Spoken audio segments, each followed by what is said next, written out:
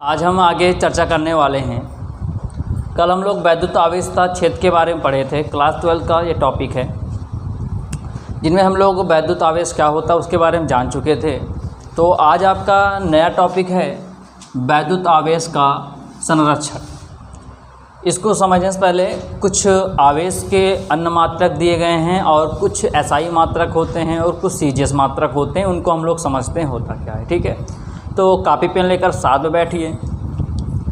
ये सब जो अन्नमात्रक लिखवाए गए हैं, ये आप जब इस चैप्टर का न्यूमेरिकल्स हम लगवाएंगे तब वहाँ पर इन सभी का यूज काफ़ी जगह आप देखेंगे उपयोग किया गया है, तो इसकी जानकारी भी आप लोग को होनी चाहिए। तो ध्यान दीजिए, कल हम लोग आवेश के मात्रक जाने थे कि क्या होता है, कूलाम होता है।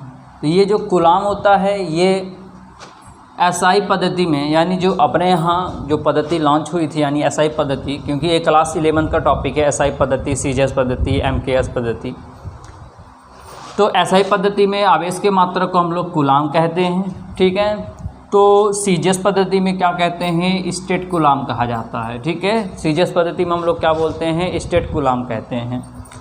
और कूलाम और स्टेट कूलाम के बीच में रिलेशन क्या होता है कि एक कूलाम कितना होता है, 3 × 10⁹, यानी 3 × 10⁹ स्टेट कूलाम होता है। ठीक है, आप ये जानकारी रखे रहिए कि एक कूलाम कितना होता है, 3 × 10⁹ स्टेट कूलाम होता है। ठीक है, अब आवेश का जो सबसे बड़ा मात्रक होता है वो क्या होता है, हमारा फैरेड होता है। क्या होता है, फैरेड होता है। और अगर हम बात करें कि एक फैरेड में कितना कूलाम होता है, तो एक फैरेड में होता है 96,500 कूलाम होता है। ठीक है, तो हम लोग जाने क्या, हम लोग कूलाम जाने। दूसरा पॉइंट, स्टेट कूलाम जाने। ठीक है, स्टेट कूलाम और कूलाम के बीच रिलेशन क्या होता, संबंध क्या होता, हम लोग उसको समझ लिए। और आवेश का जो सबसे बड़ा मात्रक होता है वो क्या होता है, हमारा फैरेड होता है। और एक फैरेड में आप देख सकते हैं कितना कूलाम है, यानी 96,500 कूलाम है। जाहिर सी बात, इसका मतलब फैरेड बहुत बड़ा मात्रक है। ठीक है, अब सबसे ज़्यादा इम्पॉर्टेंट महत्वपूर्ण आपकी ये जो अन्य मात्रक लिखे गए हैं, ये सबसे महत्वपूर्ण होते हैं। ये जो म्यू, इसको क्या बोलते हैं हम लोग, माइक्रो के नाम से जानते हैं। ठीक है, एम मतलब हो गया हमारा मिली हो गया। ठीक, एन मतलब होता है नैनो होता है, पी मतलब क्या होता है, पीको होता है। ठीक है, यहाँ तक तो क्लियर होगा। तो अगर कोई कहे तो एक माइक्रो कितना होता, तो क्या बताएंगे आप, 10⁻⁻6 क्या होता है, हमारा माइक्रो होता है। अगर हम लोग मिली जाने, एक मिली कितना होता है, तो 10⁻³ 1 मिली कहलाता है। ठीक है, अगर नैनो बात करें तो एक नैनो में कितना होता है, तो 10⁻⁻9 होता है। ठीक है, और अगर एक पीको की बात करें तो 10⁻12 होता है। ठीक है, अब ये सब यूज कहाँ पर होते हैं, कैसे होते हैं, थोड़ा हम लोग समझते हैं कि होता क्या है। कि जैसे आप जब न्यूमेरिकल्स प्रश्न लगाएंगे, आंकिक प्रश्न लगाएंगे, तो वहाँ पर दे दिया जाएगा 5 माइक्रो कूलाम। ये मान लीजिए क्वेश्चन में कहीं पर ऐसा आपको देखने को मिल गया कि 5 माइक्रो कूलाम होता क्या है। तो 5 माइक्रो कूलाम को सॉल्व करने से पहले, यानी आंकिक पर सॉल्व करने से पहले हमको क्या करना पड़ेगा, इस माइक्रो को हटाकर किस में चेंज करना पड़ेगा, कूलाम में। अब अगर हमको इस चीज़ की जानकारी नहीं होगी माइक्रो क्या होता है, तो हम लोग नहीं कर सकते हैं।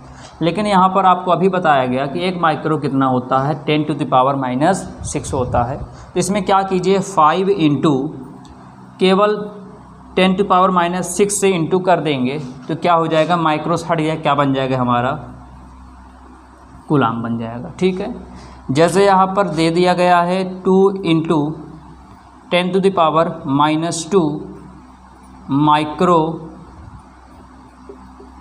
कूलाम दे दिया गया है।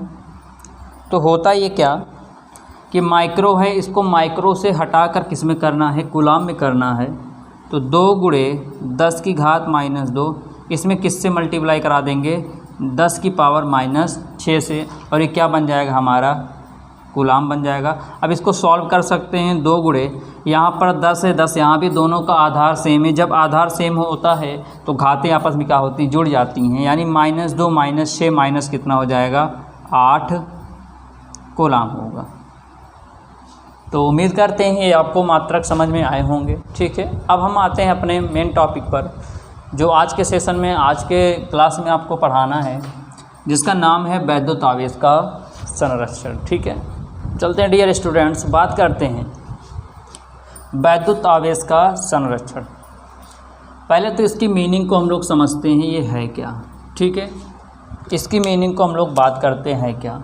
यहाँ पर लिखा है वैद्युत आवेश का संरक्षण। ठीक है, तो ये देखने में बड़ा लग रहा होगा, आप अगर समझ लेंगे तो बहुत छोटा है। ठीक है, तो संरक्षण का मतलब होता क्या है, संरक्षित। क्या होता है संरक्षित? मतलब होता है नियत। क्या होता है? नियत। ठीक है, यानी ना इसका मान बढ़ सकता है ना इसका मान घट सकता है। ठीक है, यानी ये एक ही जगह पर विद्यमान होगा, ना ये कहीं जा सकता है ना कहीं ये आ सकता है। संरक्षण मतलब होता है संरक्षित कर देना। ठीक है, संरक्षित मतलब अगर ये कोई अपना चालक है, अगर इस पर कोई आवेश है तो ना तो कह सकते हैं मान लीजिए एक चालक ये है और एक चालक ये है। ध्यान समझिएगा क्या है हमारा आवेश संरक्षण का नियम क्या होता है। मान लेते हैं एक चालक ये है एक चालक ये है, जब इनको आपस में, या कोई वस्तु ही मान लीजिए, चालक को छोड़ दिए, कोई वस्तु ही मान लीजिए, जब कोई वस्तु को जब आपस में क्या करते हैं, रगड़ा जाता है, यानी रगड़ते हैं, तो इनके वस्तु के ऊपर विपरीत प्रकृति परंतु समान परिमाण के आवेश उत्पन्न होते हैं। जब ये आवेश उन वस्तुओं पर उत्पन्न होंगे तो उनकी अगर कुल मात्रा हम लोग निकालते हैं तो क्या हो जाती है, शून्य हो जाएगी। थोड़ा कम आया होगा समझ में, अभी हम इसको विस्तार से समझाते हैं तो आपको समझ में आ जाएगा। ठीक है, यहाँ पर आवेश का मान संरक्षित मतलब ये होता है कि आवेश का मान इसमें संरक्षित होगा, नियत होगा। ठीक है, यानी आवेश को ना तो हम उत्पन्न कर पाएंगे ना ही आवेश को हम नष्ट कर पाएंगे।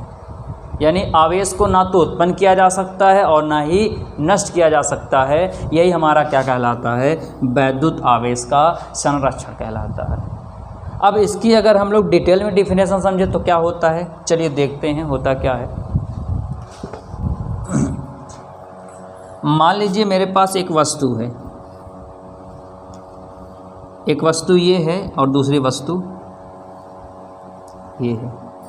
ध्यान समझिएगा, मान लेते हैं हमारे पास एक वस्तु ये है और एक वस्तु ये है। ये वस्तु संख्या 1 और ये वस्तु संख्या 2। इन दोनों वस्तुओं को लेते हैं, जब इनको आपस में क्या करते हैं, रगड़ा जाता है, यानी इनको क्या किया जाता है, रगड़ा जाता है। ठीक है, जब इनको क्या किया जाता है, रगड़ा जाता है, यानी इन दो वस्तुओं को आपस में क्या करेंगे, रगड़ेंगे। जब रगड़ेंगे तो इन दोनों वस्तुओं पर आवेश उत्पन्न हो जाएगा। क्या उत्पन्न हो जाएगा, आवेश उत्पन्न हो जाएगा। ठीक है, और किस प्रकार का आवेश उत्पन्न होगा, तो ध्यान दीजिए, यहाँ लिखा है कि जब दो वस्तुओं को परस्पर रगड़ा जाता है, ठीक है, तो दोनों वस्तुओं पर एक साथ विपरीत प्रकृति, विपरीत प्रकृति का मतलब क्या होता है कि एक प्लस होगा तो एक माइनस होगा। ठीक है, मान लेते हैं यहाँ पर माइनस क्यू आवेश, यहाँ पर क्या उत्पन्न हो गया, प्लस क्यू के क्या उत्पन्न हो गए, परिमाण के आवेश उत्पन्न होते हैं। ठीक है, बात समझ में आया। जब दो वस्तु लेते हैं, उनको जब आपस में क्या करते हैं, रगड़ते हैं, उन दोनों वस्तुओं पर विपरीत प्रकृति परंतु समान परिमाण, यानी कि अगर Q इधर लिया है तो इधर भी Q होगा, अगर इधर A आया है तो इधर भी A आएगा, इधर B आया है तो इधर भी B आएगा। इसको बोलते हैं क्या, समान परिमाण बोलते हैं। ठीक है, बात समझ में आया। और जब इन आवेशों की कुल आवेश की मात्रा निकालेंगे तो कितना आ जाता है, 0 आ जाता है। यानी कहा क्या गया है कि वैद्युत आवेश को ना तो उत्पन्न किया जा सकता है और ना ही नष्ट किया जा सकता है। कहने का तात्पर्य है, जब मैंने दो वस्तु लिया, वस्तुओं को रगड़ा, तो एक वस्तु में माइनस क्यू आवेश उत्पन्न हो गया, दूसरी वस्तु में प्लस क्यू आवेश उत्पन्न हो गया। अगर हम टोटल आवेश यानी कुल आवेश की मात्रा निकालते हैं, अगर हम लोग कुल आवेश की मात्रा निकालें तो आप देखिए एक माइनस क्यू निकला और दूसरा प्लस क्यू, दोनों आपस में क्या हो जाएगा, कैंसल आउट हो जाएगा और कितना आ जाएगा हमारा 0 आ गया। अब तो बात कुछ क्लियर हुई होगी। तो वही लिखा गया है, जब दो वस्तुओं को परस्पर रगड़ा जाए, ये दो वस्तु थे, इनको आपस में क्या किया गया, रगड़ा गया। ठीक है, तो दोनों वस्तुओं पर एक साथ विपरीत प्रकृति का मतलब होता है अगर एक धनात्मक है दूसरे पर क्या उत्पन्न हो जाएगा, ऋणात्मक। अगर एक ऋणात्मक है दूसरे पर क्या उत्पन्न हो जाएगा, धनात्मक उत्पन्न हो जाएगा। इसको बोलते हैं विपरीत प्रकृति।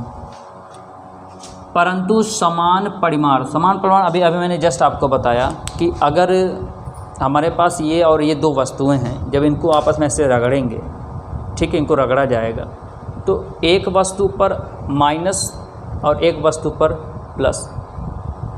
परिमाण का मतलब क्या होता, अगर इस पर Q है तो इस पर भी Q उत्पन्न होगा, अगर इस पर कोई A उत्पन्न हो रहा है तो इस पर कोई A उत्पन्न होगा, अगर इस पर B उत्पन्न हो रहा है तो इस पर B उत्पन्न होगा, अगर इस पर C उत्पन्न हो रहा है तो इधर इस पर C उत्पन्न। इसको बोलते हैं समान परिमाण बोलते हैं। ठीक है, तो क्या लिखा गया है, समान परिमाण के आवेश उत्पन्न होते हैं। ठीक, तो इस प्रकार दोनों पर उत्पन्न आवेश की कुल मात्रा क्या होती है, शून्य होती है। क्यों? क्योंकि अगर माइनस क्यू इस पर उत्पन्न हुआ और प्लस क्यू इस पर उत्पन्न हुआ, जब कुल टोटल इन दोनों का कुल आवेश निकालेंगे तो एक माइनस क्यू एक प्लस क्यू को क्या कर देगा, काट देगा, यानी कैंसल आउट हो जाएगा और कितना आ जाएगा हमारा 0 आ जाएगा, जो कि यहाँ लिखा है कि कुल मात्रा क्या होती है, शून्य हो जाती है। इससे ये स्पष्ट होता है कि वैद्युत आवेश को ना तो उत्पन्न किया जा सकता है और ना ही इसे क्या नष्ट किया जा सकता है, और यही नियम क्या कहलाता है, वैद्युत संरक्षण का नियम कहलाता है। अब आपको समझ में आ गया होगा कि वैद्युत आवेश का संरक्षण क्या होता है। संरक्षण में समझ में आया कि इसमें आवेश का मान क्या होता है, नियत होता है। ठीक है, ना इसमें हम उत्पन्न कर सकेंगे ना हम इस पर इसका विनाश कर सकेंगे। ठीक है, बात समझ में आया। यही नियम क्या कहलाता है, हमारा वैद्युत आवेश का संरक्षण का नियम। ठीक है, तो अगर आज का सेशन आपको समझ में आया होगा तो वीडियो को अधिक से अधिक शेयर कीजिए। अगर चैनल को सब्सक्राइब नहीं किया होगा तो चैनल को सब्सक्राइब कीजिए। और आपसे ये गुजारिश है कि ये जो 12th क्लास की जो पढ़ाई है, यानी फिजिक्स का जो चैप्टर है, यानी अगर आप पहला चैप्टर नहीं पढ़ते हैं तो शायद आपको सेकंड समझने में बहुत ज़्यादा समस्याएं आपके सामने प्रकट होंगी। इसलिए जो हमारे पुराने लेक्चर हैं उनको हमारे चैनल में प्लेलिस्ट में जाकर उन पुराने लेक्चर को अवश्य देख लीजिए, ताकि ये वाला लेक्चर आपको अवश्य समझ में आ जाए। और कहीं पर अगर आपको ऐसा लगता है कि समझ में नहीं आया तो आप वीडियो को बैक कीजिए, एक बार फिर से देखिए। पूरी उम्मीद के साथ कहते हैं आपको एक एक टॉपिक समझ में